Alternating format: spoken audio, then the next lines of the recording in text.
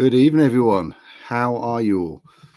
So welcome to this week's One Image My Edit. And tonight I'm going to be showing you how to add some drama to your wildlife pictures. So this is basically an extension from last week. So last week I showed you how to add drama to portraits.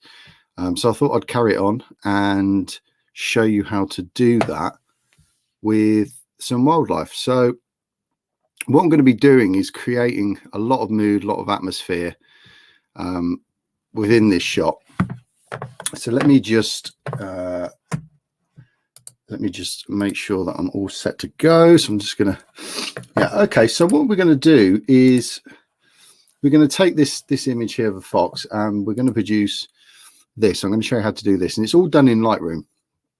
So a lot of people have been asking me recently, like, Lightroom, is it worth it? What can you do in it? So this just basically shows you the power of Lightroom and how you can use it. Hi Mark, hi Sandra, hi Louise, hi Colin. Hope you're all well. I'm just trying to actually get up on the news feeds at the minute just to make sure I'm live, and I can't actually see anything, which is interesting, but you're all here, so I assume that I am. Okay, so for those of you that are in the VIP group, I will be adding a preset, the Mr. Fox preset, I've called it. I'll be adding that into the group after this, so you can literally press one button and then you'll just have to add some backlighting if you want to do that, which I'm going to show you how to do anyway. Okay. Any questions, as always, feel free to ask and I will answer them. Right, okay, so let's make a start then. And what we're going to do is let me just go back to the original image here. So what we're going to do is basically try and darken this as much as we can. Bring out the colors. I might change the eyes as well. In fact, I will change the eye colors because I think we can add some more drama to it, and add some backlights, almost like a starburst effect of light, which should be really interesting. So okay, so the first thing I'm going to do is I'm going to add some contrast to this, because we want it to be a contrasting image. And when I start playing around with some of these other settings here, we just want to keep that contrast so it gets some good separation. I'm going to bring the highlights down for obvious reasons, because I want this to be quite a dark and moody image. So I'm going to bring it around to about there. Same with the shadows. I'm going to bring the shadows down as well to about -30, somewhere along there. The whites I'm going to push up because I want to actually keep these white areas. I want them to be separated from everything else. So I'm going to push them up a little bit to around 35, 36, something like that. And then the blacks I'm going to drop down and maybe around 18, something like that. Just drop them down a little bit because we're going to play around with tone curve and other things later on. Hi Michelle, how you doing? You all right? Okay, so the next thing, I'm going to add some clarity to it. Not a lot, just a little bit. Again, we can come back to these later if we need to. Add a little bit of clarity to it because we've got the fur. We can just make that pop out a little bit. So then I'm going to come to the tone curve, and I'm going to come up to the top here. I'm just going to bring that down a little bit. That's just darkening. You can see there what it's doing. It's just darkening them whites up there. And then I'm going to come down to the bottom and push this up. So I've talked to you about this before. So this is kind of gives that matte effect with the blacks there. And then I'm going to come in. Can you see where this tone curve is here? I'm going to just bring that down and then probably just go up to there, bring that down a little bit as well. Around there, maybe just a little bit more. There, so we just kind of, can you see what I've done? I've just kind of matted the image, almost just darkened it a little bit. Okay, so let's get on to the colors. Now this is the colors are obviously vital and very important in this shot, but I'm going to manipulate these and mess around with them just so we can get a more creative shot, really. So I am stepping away from traditional colors. This is more leaning in towards the creative kind of wildlife images, because you know I've always said this, that excuse me, when it comes to wildlife, you shouldn't really, in my opinion, you shouldn't really adjust anything, because nature is perfect. You know, nature's built the way it is, and it doesn't need to be changed. But this is stepping beyond that, and we're playing now, and we're kind of, you know, going in more of the creative role. So what I'm going to do is I'm going to increase the reds up a little bit, just because, you know, obviously there's some nice reds in there. The oranges, I'm actually going to bring them down, because I want to. Can you see that what I'm doing with the oranges? I'm making them go from a yellow hue, and I'm bringing them down to, so they look more red. Okay, so around there. And then same with the yellows, I'm going to bring them down as well, not as much though, about there. And then take out a little bit of green that's in there. I don't think there's a lot in there anyway. About there. Okay, so we're just kind of making the greens more yellow. We're just pushing everything down a little bit. The aqua, let's have a look here. So I'm going to push that up to around there. There's not actually a lot in there, but if I push it up, it's just going in towards the blues. And what I'm going to be doing later is adding more of a blue tinge to it. So doing this now will help when we do the color grading. Okay, just bring them blues down a little bit so they go towards. So we're basically compressing the aqua and the blues into just that range there.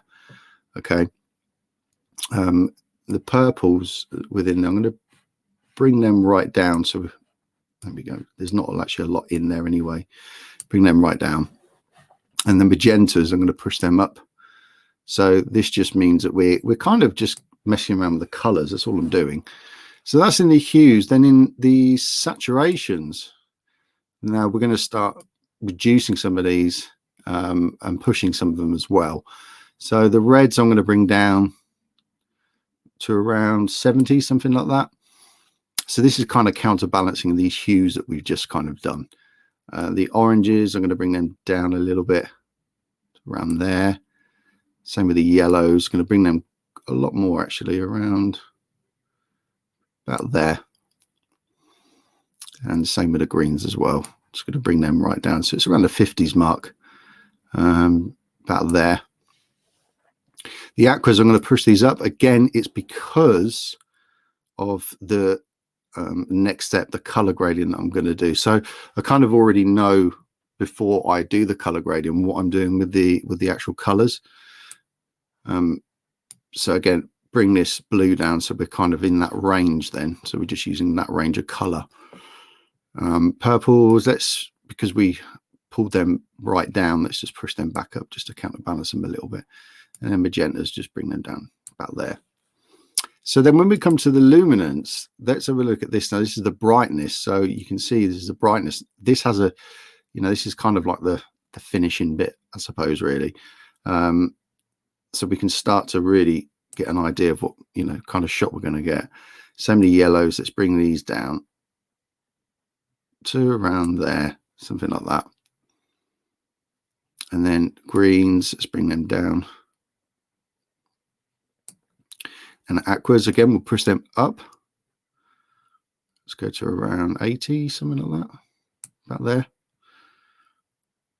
And then the blues, are going to push them up as well, about there. And purples up, and magentas up.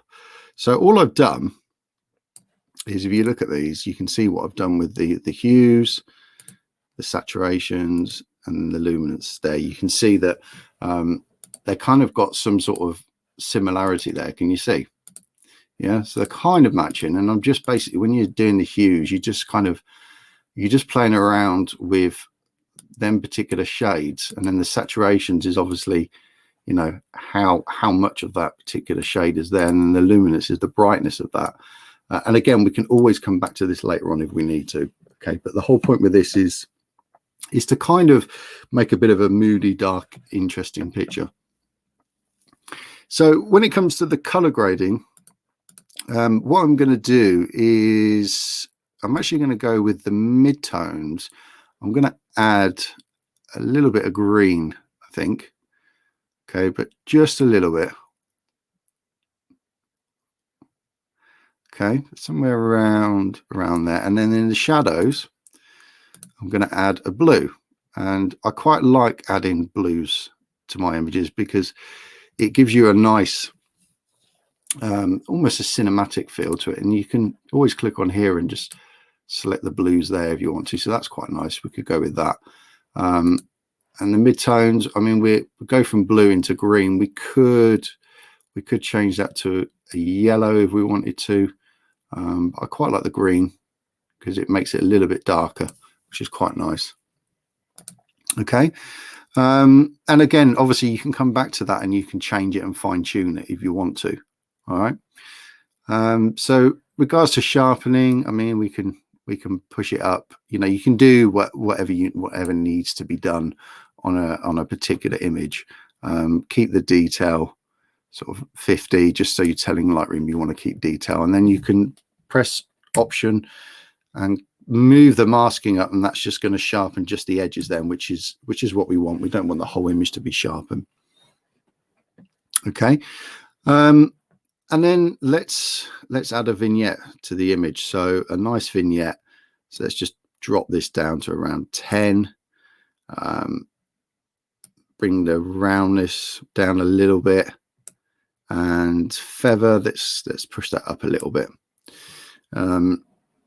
So that's kind of given us a really good starting point of the image with regards to colors. And again, we can come back to this as we need to. So what I'm going to do now is kind of the manipulation work on this. So the first thing I'm going to do is come up to here and add the graduation filter here. Can you see? So I'm going to click and drag across there like that. Okay. And for some reason, mine always comes back to this kind of these effects here. So if you hold Alt or Option, you can just reset that. And then you can make the adjustments that you want. Okay, so we can, you know, we can brighten that up a little bit there, bring the contrast up. Okay, we can bring the shadows, so we can, I'm just doing this by eye now, just playing around, and just, there we go. So it's something around there. So kind of pulling that out of frame gives you that nice graduated feel then, and just say done. And you can see what that's doing. We're starting to isolate the fox now. Now, just adding that grad filter there has made a massive difference. If you look, if you just go back from what it does there, it just pops everything back out. Okay. And then what I'm going to do is actually going to add a radial tool here. Can you see there? And again, I hold Option just to reset that. Option or Alt, I think it is. And I'm just going to draw a circle. And I'm going to put that over the fox's face there. And I'm just going to bring the exposure up a little bit because I want to isolate that. Now, when you click on invert, you can see there now that is just going to do the fox's face. If I don't have that inverted, then what's going to happen is that it's going to do the outside of the image. Okay, and we don't want that. Oh, someone's just said, sorry, I missed that. What did masking do to the image? So the masking basically enables you to sharpen just the edges. Instead of sharpening all of the image, you can sharpen the edges. I'll quickly go back over that in a second for you. So I reckon around there, that's quite nice. So just over the face. And that's just, then if you look at that, you can see it's just brought some detail back out. So if we go, I'll quickly show you back that if you missed that. So in the sharpening, can you see the masking here? If you hold Option down, okay, basically anywhere that's white is going to be sharpened. That's all of the image. I don't want all of the image to be sharpened. If I hold the Option or Alt key down and push it up, you can start to see anywhere that is black is not being sharpened, and I just want the edges to be sharpened. Okay, so if I do that, it means just them edges are going to be sharp instead of the whole image. It's a much better way of precisely sharpening your image.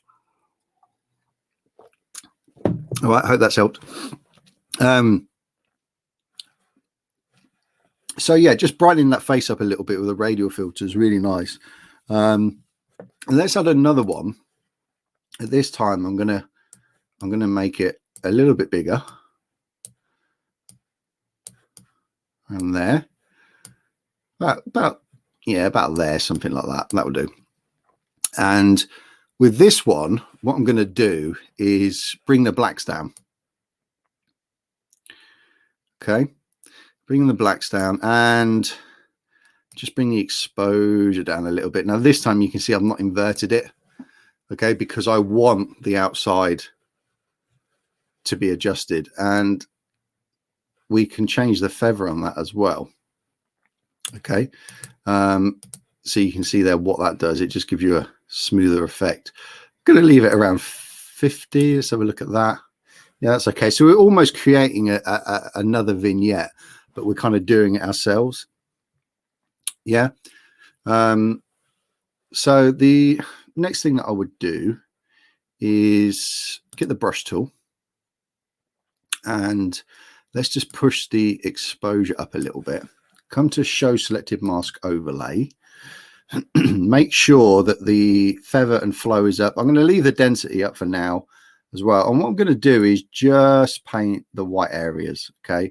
So obviously this beautiful white fur here that the fox has got, I want that to kind of pop out a little bit. So use the bracket keys just to make your brush a little bit smaller. And in fact, let's just pick out some of these areas here, the ear as well. You can take your time with this and get a much better selection than what I'm doing, because obviously doing this properly would take a little bit longer. Well, that's okay. That's about there. If you make a mistake, just hold the option key down and the minus comes up and you can then just brush it out. So like there, for instance. All right. And take the show selected mask overlay off, and then you can actually have a look. So what I'm going to do is just boost that up, and it's only a little bit, and it's just to make sure that they stand out, and that's quite nice actually. It just brings out that lovely white. You can just press done with that. Okay. And then let's do the same with, or let's do something with these eyes here. So let's have a look. The first thing I'm going to do is obviously get the brush tool, show selected mask overlay, and I'm going to just shrink the brush a little bit, and I'm going to just start painting in around the eyes. So I'm going to make sure that I get all of that and all of that. Now you can adjust these at the same time, or you can do them separate. It's entirely up to you. All right, but once you've done that, take the show selected mask overlay off, and then you can see what you're doing. So let's bring the exposure up. Now what happens is, look, if we push that too much, can you see it starts to add like a noise effect? To counterbalance that, you can then boost the contrast, and that stops that kind of fuzziness. Can you see what I mean? But obviously you don't want to go too much with this, because we will end up pulling the picture apart. But adding contrast always helps. Okay. And yeah, another thing I think is quite nice, which is quite cool as well. And yeah, this again is stepping out the normal range of, you know, wildlife. Let's change the eyes, because, you know, we can do that, and why not? So I think like a nice green or something works really well. So I actually quite like that green there. Funny enough, because you'll know I don't like green. That's quite cool, but it's a little bit too bright. So let's just bring that saturation down a little bit. So it's around there. That's quite nice. Let's just see what the shadows and highlights are doing. Let's just bring the shadows down a little bit just to darken it. That's quite cool. And you know, if that's too much, yeah, so looking at that now, that's too much. So come back to the brush tool, click on the little circle, and then just bring that saturation down a little bit more. So it's just a hint. There we go. That's better. That's a little bit more realistic, isn't it? Yeah, that's quite nice actually. So the other thing that we can do now is I want to add like a light beam, almost like a sunshine glow behind the fox. Now this is a neat little trick, and if you haven't worked this out before yet, you'll really like this, and you can use this for lots of different pictures. It doesn't have to be, you know, just wildlife or foxes and things. That could be anything. So what you want to do is come up to the radial filter up here. Okay, I'm going to make a circle, put it up around there. Okay, and what we're going to do is push the exposure. I'm going to invert it as well so it does the inside. I'm going to push the exposure up about there, something like that. That's quite nice. And then what we're going to do is bring the clarity down 100%. Okay, that makes it smooth. And then to get the almost blur effect, all we do is change the dehaze. So we bring this down, and you'll see it's a little bit like magic. You can see there that it's now created this almost light beam effect. And now we can shape that. We can click, we can drag, we can do pretty much whatever we want with it. So let's just bring it up to around there. So I could have made this a little bit smaller if I wanted to start with, but we can shape it. We can do pretty much whatever we want with it. It's quite nice if you have a little bit coming across the side as well. You can expand it, you can do whatever you want really, but the trick is bringing that clarity down, and then it's the dehaze which gives you this lovely almost glowing effect there, which is quite nice, isn't it? So remember, less is more. Okay, again, we could bring that across the fox if we wanted to. We could bring it across the side here. If I show you what I mean, so we could almost do it like that. So it's lighting the back of it, but I think having it as a backlight is actually quite nice. And just stretching it there a little bit, and just fine-tuning this dehaze here is, yeah, there we go. So around there, something like that. And then we could add another one if we wanted to as well. Maybe not that big, but this time let's bring that clarity down so it's soft, and let's invert it first. Okay, and then we can warm it up. So what that's going to do now is make it look like sun, because we just warmed that up. You could do that in the first one. I'll probably just save myself a little bit of time there. So now what we can do, looking at the image, we can now just come and tweak these here. So tweaking these is just going to enable us to really fine tune everything. So I think maybe them shadows can come down a little bit, then whites, they're about right. The blacks could maybe come down a little bit around there. We could add a little bit more clarity, maybe a little bit more texture, but I don't usually like to add texture to the images. I prefer a little bit of clarity, because the clarity will add contrast to it. The texture won't. That's why I use that. And then just fine tuning these. So we're just coming back to these now, and now we're doing global adjustments on everything. So these were just kind of starting points really. There we go. Let's just bring this down a little bit, or up, maybe up a little bit. So I'm just kind of on the fly now. About there, something like that. That's quite nice. So we can, like I said, we can just fine tune everything now. But that's pretty much how you do it. It's as simple as that. I think maybe a darker vignette could work as well. But like I said, the good thing with Lightroom is it's non-destructive, so you can come back at any time and just make these adjustments again and make it work for you. Now there's a little bit of sort of blue tinging and bits and bobs in there, but if we look at that before and after, you can kind of see that's quite a dramatic change, isn't it? So you can see there that it works quite well. I think changing them eyes is quite nice. Now I think what I would do as well, because we've got the original up, good, because you can kind of see where you're going with it. If you come down to the color grading, so this is quite important, this step here. So remember, I added these blues, and like I said, I like adding blues because it gives you that cinematic look. When you add a blue into the shadows, you can really just fine tune it. It doesn't have to be blues. I mean, if we go towards more the magenta, that looks quite nice as well. And remember, we're almost creating a portrait here of a fox. So the creativity is allowed. We're kind of stepping beyond the normal boundaries. It's manipulation. But, you know, I hope this is showing you just how powerful Lightroom can be. You know, you don't need necessarily always to jump into Photoshop.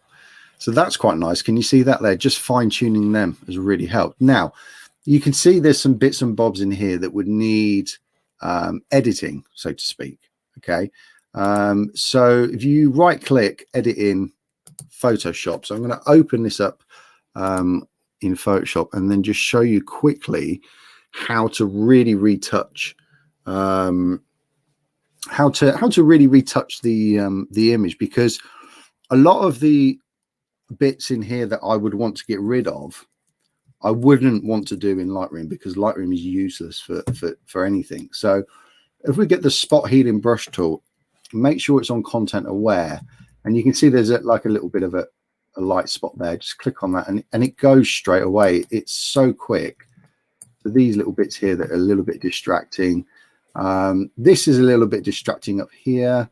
You see there, it's just where we've got a little bit of noise. So what we could do as well is use the brush tool, and literally, because it's on black, we could paint that in. So I could just paint that back in, make sure the opacity is up and the flow's up. And yeah, I could just paint that in there. See what I mean? It would just get rid of it. Or you can always just crop the image if you want to.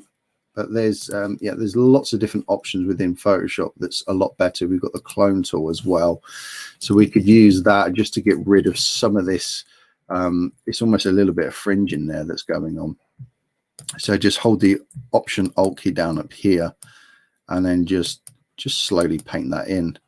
And you can see that the opacity and flow is quite low. So I always do that because it just gives you a better blend. So all I'm looking to do really is just think about getting rid of that blue tinge on that fringing. That's all I'm looking to do. So it's not any major adjustments on this, and you might not even have this. You might not even have this problem. It just depends what your picture is when you've taken it. If your settings are really quick, that you know, and the actual fringing is just to do with the way the light's coming in, which sometimes can't be helped. But yeah, I just wanted to show you this section just to show you how you can just quickly, you know, just get rid of some imperfections that are in the shot. And it's much better to use Photoshop than it is Lightroom, because Lightroom is just not built for this kind of manipulation. So I'm just holding the Option key down, selecting the area I want to copy, and then just going over it gradually. And the more selections you make, the better, because you get a better blend. Now the key is keeping the opacity and the flow down, and also up here making sure the hardness is down to 0%, which can seem a little bit weird. Why would you not on 0? It just means it's the softest it can possibly be. So when you make adjustments like I'm doing now, they're really soft. They're not hard. They're not hard adjustments, so your eye won't pick up patterns and things like that. Okay, so let's just make that brush a little bit bigger, and all I'm looking for is the colors. I'm not worried about the patterns because it's just the colors I want to get rid of. So something around there. I'd probably maybe get rid of this here. You see that little bit section on there? Okay, so you know, it's best to go over it more several times rather than once and get a solid adjustment. So I think something like that. So if I go to File and then Save, that is then going to save that over into Lightroom for me. So I'm just going to bring Lightroom up now, and there you go. Can you see? There it is. It's now appeared. So that was the one previous, and that's with just editing that out. So you can see how quick and simple that was. Okay. So can you see that? Okay. Someone's saying, okay, so as a newbie, what are you advising, PS or Lightroom? As a new person, I'd use Lightroom, but they do come, yeah, they do come as a package. If you buy the photography package, it's $9.98 a month, and you get Photoshop and Lightroom, and they're kind of designed to work within each other. But you know, you don't have to do what I've just done. You could attempt to do that within Lightroom. You can use this tool up here, which is the Clone and Heal tool. So the Heal is like the first one I used, but you can see as you do it, it's not very good.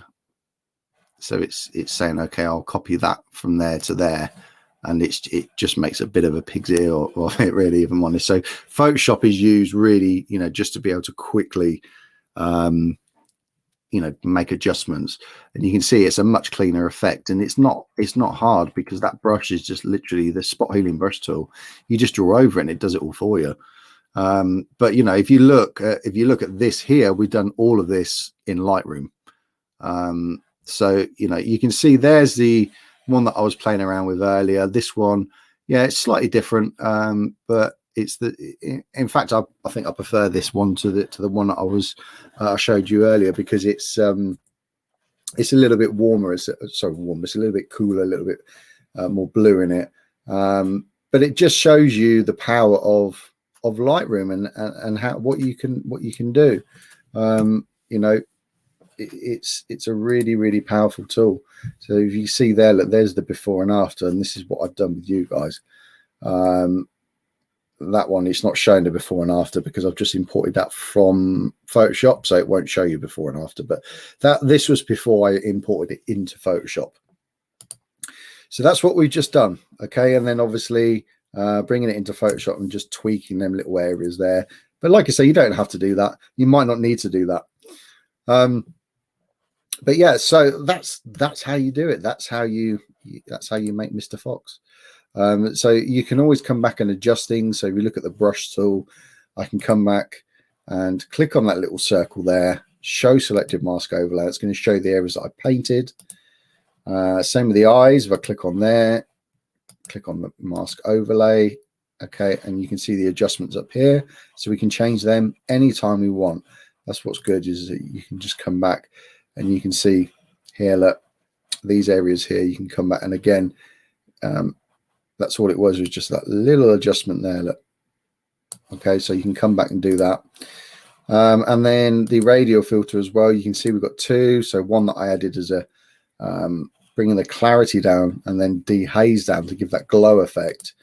And then the other one, all I'd done was brought the clarity down again and just increase the color temperature.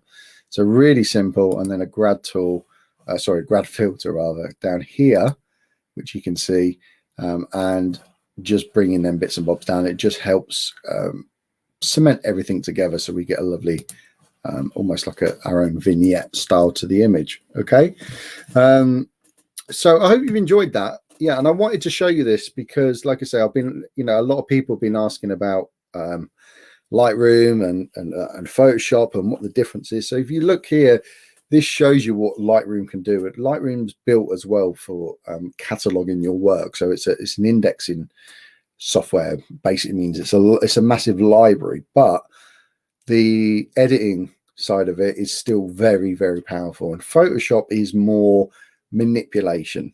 Okay, so think of it, this is your Lightroom, and then bringing it into Photoshop was just to like take out them bits and bobs that I didn't like. Okay, that's what I recommend if you're a newbie to do, is just use Lightroom. But it just shows you when you manipulate the light and you manipulate colors and you use the features that are in Lightroom, you can produce something like this. And that's quite dramatic because anybody could get a shot. This is just literally just a snapshot. That's what it is. It's just lucky, quick snapshot. But let's make it something a little bit different. And you've probably seen these kind of images on Instagram. I think, wow, how do they do it? Well, now you know. Okay, it's quite simple. The only thing you need to do, okay, is practice them steps. That's all you need to do. Okay, so guys in the VIP group, I will give you the preset. I will also be giving you all the numbers and stuff like that as well of what I've done if you need it, but you shouldn't do because you've got the preset. All you'll need to do is add the light behind. So yeah, so you can have a play around with that yourselves. So I hope you've enjoyed that, guys. If you're interested, for anyone that wants to join my next 5-step blueprint to photography challenge, that starts on the 17th of May. It's a little while, but you can come and join that. It's DSLRGuruChallenge.com, and that's 5 days with me. You can get off auto. And also, if you want to get notified every time that I go live, you can sign up here. Just go to this link here and you'll get a text message. I'll message you and let you know when I'm doing a live broadcasts like this. Okay, so I hope you all enjoyed that. Stay safe. and I look forward to seeing your wildlife images. Have a play yourselves and see how you get on. Take care. Bye-bye.